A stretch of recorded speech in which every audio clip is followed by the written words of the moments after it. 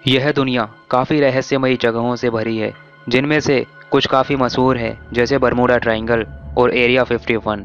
लेकिन आज मैं आपको बताने वाला हूँ इनसे भी कहीं ज़्यादा खतरनाक और डरावनी जगहों के बारे में। नंबर 1, जाटलो पास। छुट्टियों में दोस्तों के साथ हाइकिंग पर जाना एक अच्छा आइडिया है ना?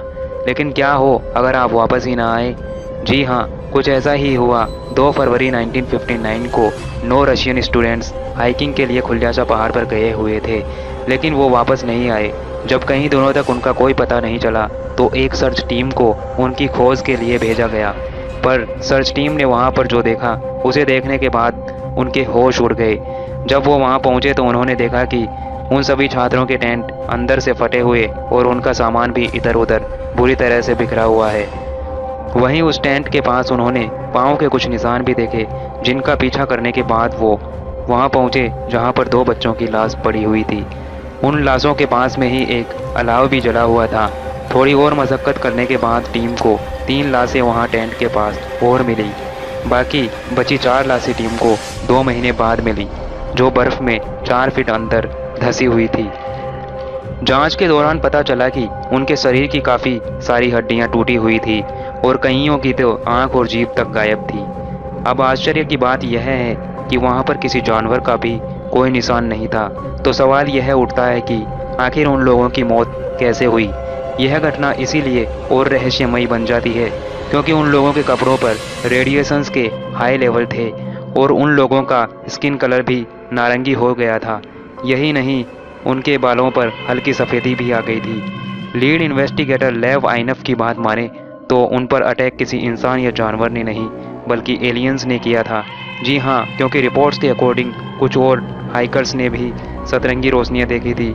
कुछ भी हो, लेकिन यह घटना आज तक एक रहस्य बनी हुई है। Number 2, island of dolls. Mexico city से 17 मील दक्षिण में चोचोमिको कैनाल में एक छोटा सा आइलैंड है, जिसे आजकल आइलैंड ऑफ डॉल्स के नाम से जाना जाता है। इस आइलैंड की खास बात यह है कि यहाँ पर कोई भी आदमी नहीं रहता, सिवाय इन भूतिया डॉल्स के, जो इस आइलैंड को और भी डरावना और रहस्यमयी बनाती है। अब आप सोच रहे होंगे कि ये डॉल्स आखिर इस आइलैंड पर आई कहाँ से? तो इसके पीछे भी एक बहुत बड़ी कहानी है। दरअसल यह कहानी शुरू होती है एक इंसान के साथ, जिनका नाम था डॉन जूलियन संतना भरेरा। संतना इस आइलैंड पर इकलौता इंसान था।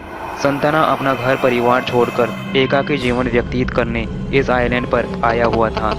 उसके इस आइलैंड पर आने के कुछ दिन बाद ही उस आइलैंड पर एक लड़की की लाश मिली, जिसकी मौत पानी में डूबकर होने से हुई थी। वो लड़की अपने परिवार वालों के साथ घूमने आई थी।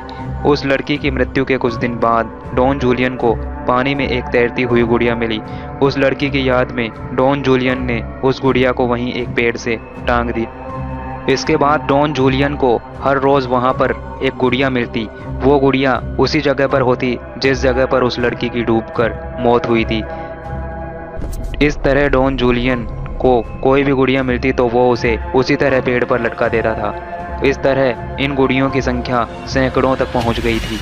सन 1990 में जब चोचोमिको कैनाल की सफाई हुई, उस वक्त लोगों की नज़र उस आइलैंड पर पड़ी और तभी से इस आइलैंड पर लोगों का आना जाना शुरू हो गया। सन 2001 में डॉन जूलियन संताना भरेरा भी उसी जगह मृत पाया गया जहां पर डूबकर उस लड़की की मौत हुई थी।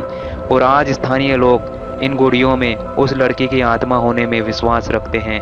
उनका मानना है कि डॉन जूलियन भी लड़की की मौत के बाद आत्मा के कब्जे में आ गया था। उसी की प्रेरणा से इन गुड़ियों को पेड़ों पर लटकाया करता था। सन 2001 में जब डॉन जूलियन की मौत हुई, उसी जगह हुई जिस जगह उस लड़की की डूबकर मौत हुई थी, और इसके बाद लोगों का विश्वास और भी गहरा हो गया। डॉन जूलियन की मौत कैसे हुई, यह बात आज तक एक रहस्य बनी हुई है। अब डरावनी और ख़तरनाक बात यह है कि आज भी अगर कोई रात को वहाँ पर अकेला रह जाता है तो उसकी मौत उसी जगह होती है जहाँ पर उस लड़की की डूबकर मौत हुई थी। Number 3, Nazca lines. पेरू की राजधानी लीमा से 200 मील दूरी पर अरेबियन डेजर्ट में काफ़ी बड़ा मैदान है, जो कि इनका और नाज़का वैलीज़ के बीच में है। इस मैदान में एक एरिया है जो 37 मील लंबा और 1 मील चौड़ा है, और वहाँ पर ज़मीन में बहुत सी लाइन्स है। कुछ सीधी लाइंस है तो कुछ टेढ़ी लाइंस है। ज़मीन में इन लाइंस को देखने पर आपको लगेगा कि वो लाइंस नेचुरली बनी हुई है, पर आसमान से देखने पर पता चलता है कि वो लाइंस मिलकर काफ़ी तरह की आकृतियाँ बनाती है। यह सुनकर आपको अजीब ज़रूर लगेगा, लेकिन वो लाइंस मिलकर बहुत सारी आकृतियाँ बनाती है और इन्हीं लाइंस को नाज़का लाइंस कहा जाता है।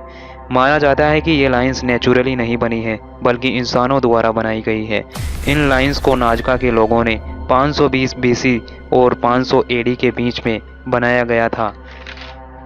इन लाइंस को ज़मीन से लाल पत्थरों को हटाकर बनाया गया था। ये लाइंस जो आकृतियाँ बनाती हैं वो छोटी छोटी आकृतियाँ नहीं होती। कुछ आकृतियाँ तो इतनी बड़ी होती है कि वो ज़मीन से देखी भी नहीं जा सकती। नाज़का लाइंस को क्यों बनाया गया यह तो किसी को नहीं पता, पर नाज़का के लोग बहुत ही धार्मिक थे और इसी कारण ऐसा माना जाता है कि अपने भगवान को खुश करने के लिए इन लाइंस को बनाया गया होगा। जहाँ पर ये लाइंस मौजूद है वहाँ पर बहुत ही कम हवाएं चलती है और ज़्यादातर सूखा ही रहता है। शायद इसीलिए ये सारी लाइंस अभी तक सही सलामत है और उनका कुछ भी नहीं बिगड़ा। बिना आधुनिक तकनीक के उन लोगों ने उस ज़माने में ये सब कैसे बना लिया, यह अभी तक एक रहस्य बना हुआ है।